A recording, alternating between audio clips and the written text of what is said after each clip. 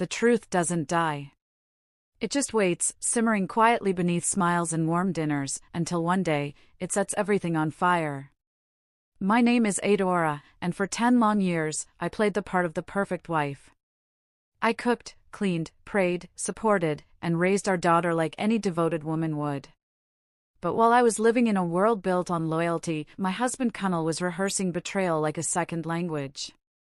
What I discovered on a rainy Wednesday afternoon not only shattered the foundation of our marriage, it forced me to become someone I never thought I'd be. Not vengeful, but just. Not broken, but brave.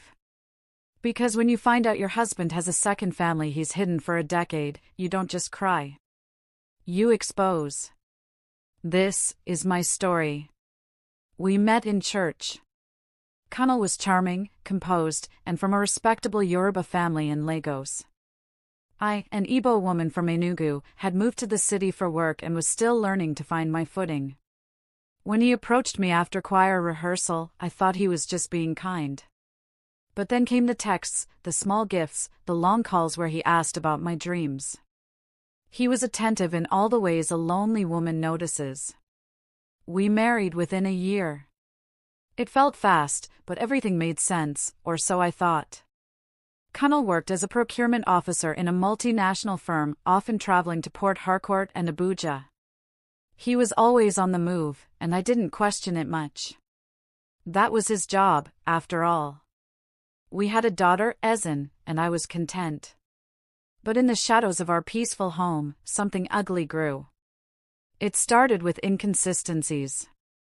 He once came home with a birthday gift that had "to Daddy" scribbled in a handwriting that clearly wasn't our daughter's. He claimed a colleague gave it to him as a joke.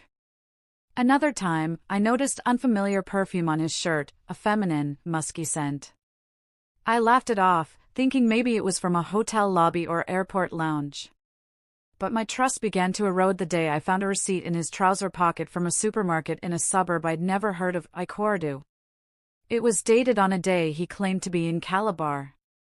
Still, I did what many women do, I swallowed my doubts. Because suspicion without proof can drive you mad, and in our culture, women are taught to preserve their homes, not burn them down.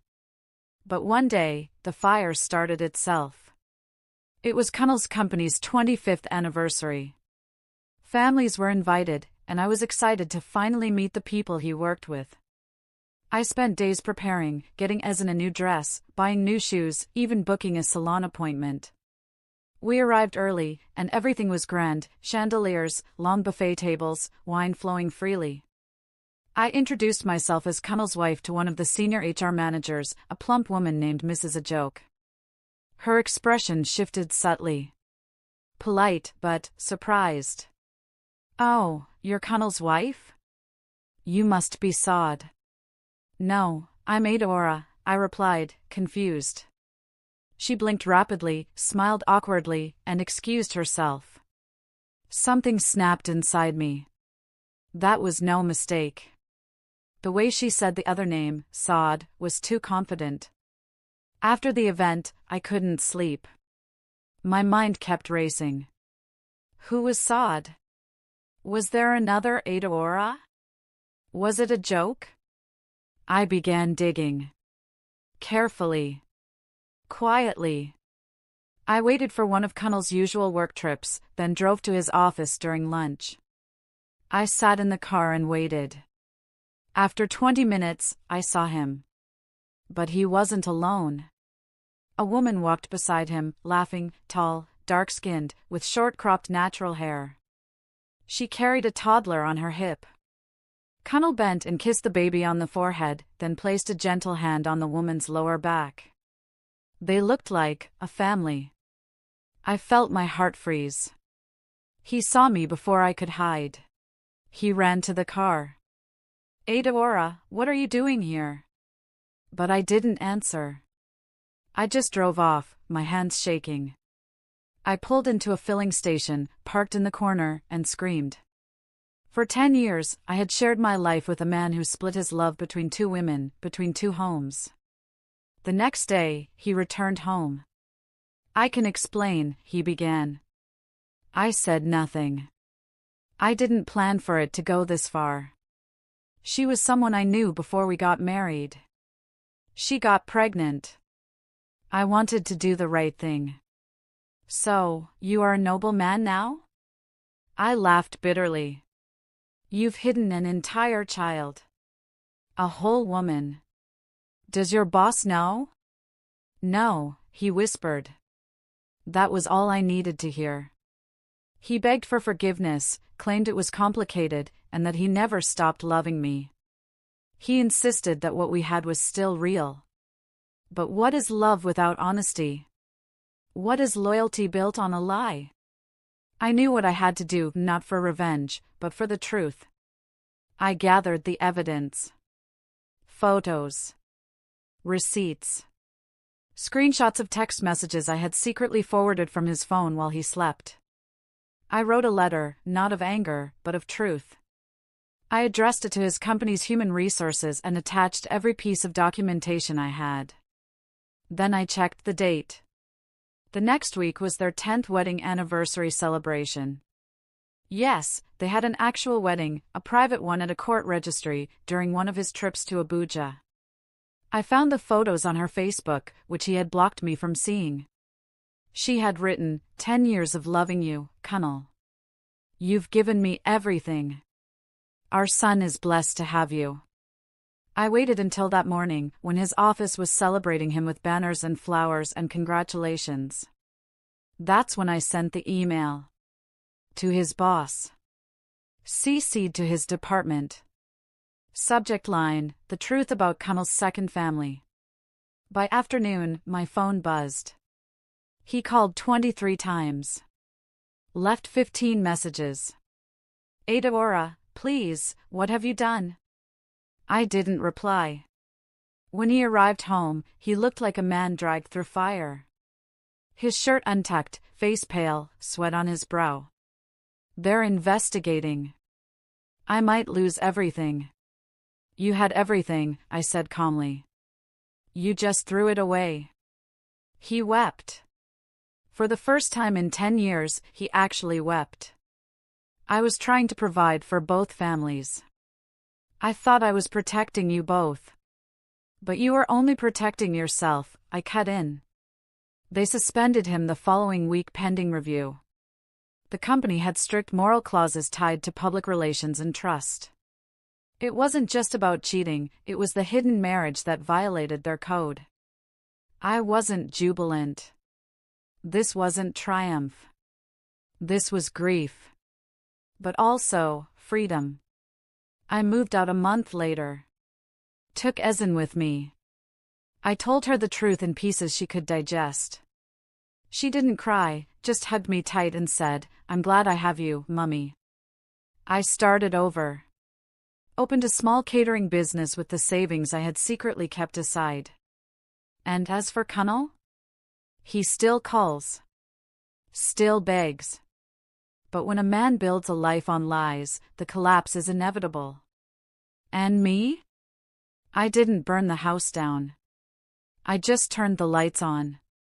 A month after I left Kunal, the silence in my new apartment was both a curse and a blessing.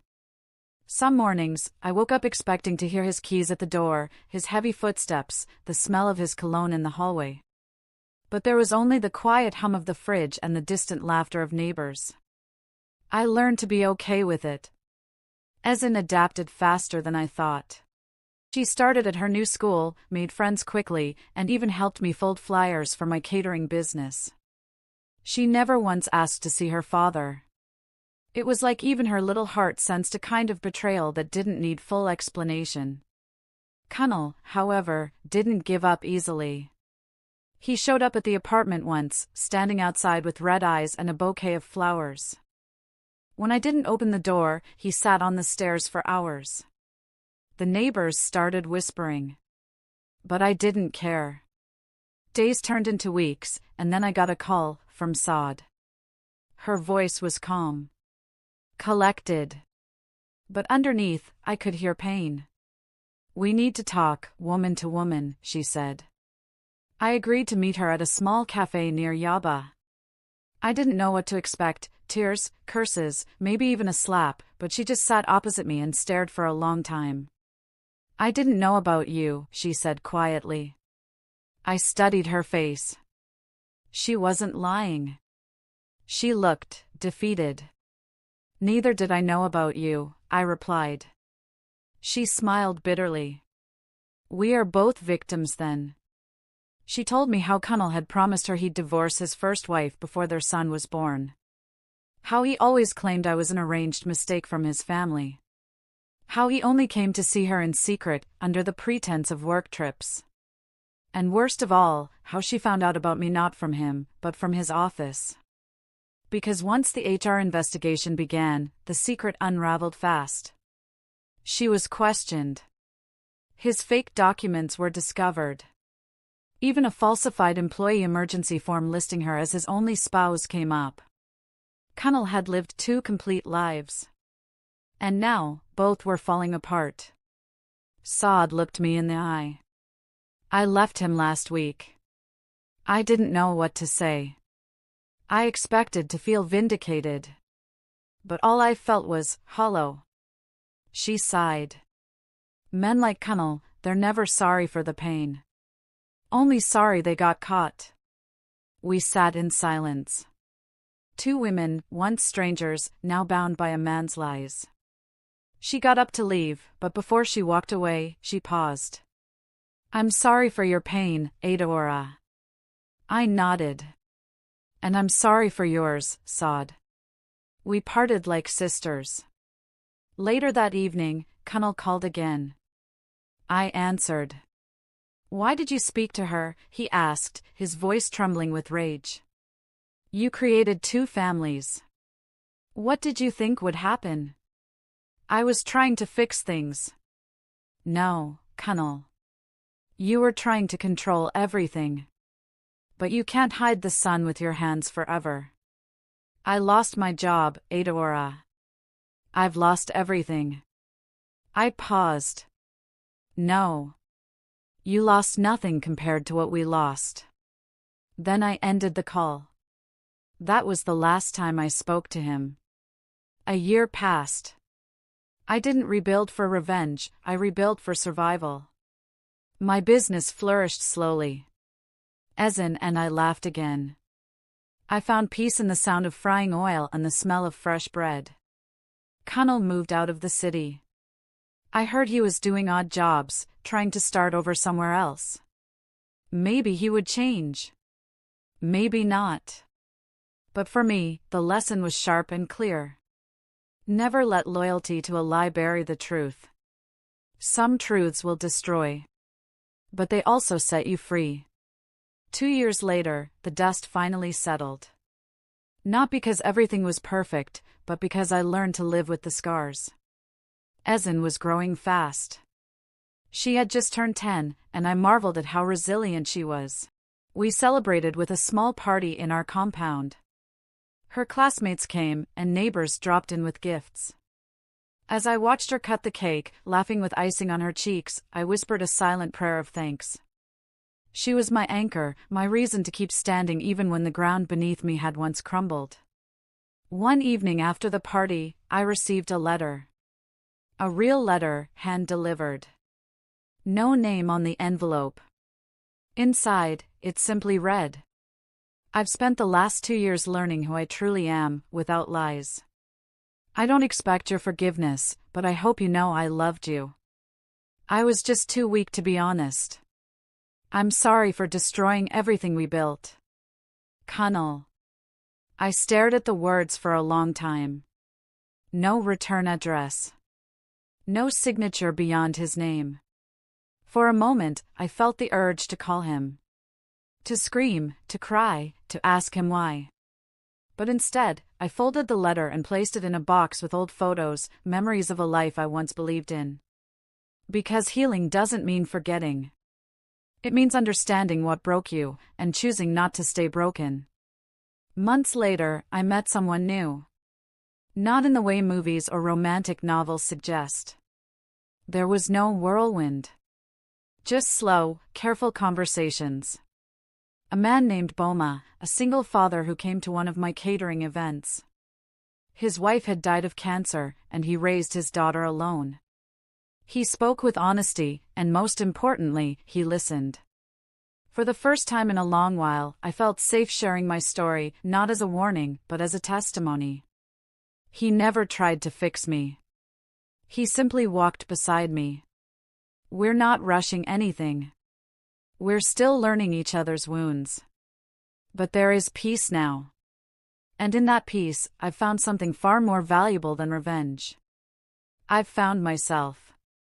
There's a saying in our culture, the masquerade dances well when no one sees the strings. But once the strings are exposed, the illusion breaks. Kunnel lived behind a mask for a decade, dancing through 2 lives, fooling 2 women, and fathering 2 children under false pretenses.